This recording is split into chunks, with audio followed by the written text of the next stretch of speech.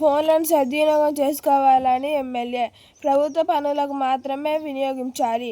ICDS జిల్లా అధికారిని కుటుంబ సభ్యులకు ఫోన్ ఇవ్వొద్దు.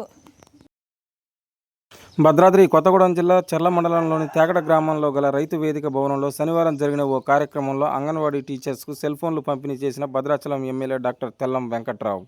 ప్రజాపాలన ప్రగతి ప్రణాళిక కార్యక్రమంలో భాగంగా పోషణ పక్వాడాను నిర్వహించారు.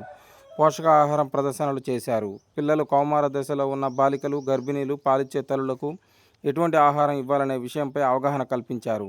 చంటి పిల్లల తల్లులకు పోషకాహార కిట్లు పంపిణీ చేశారు.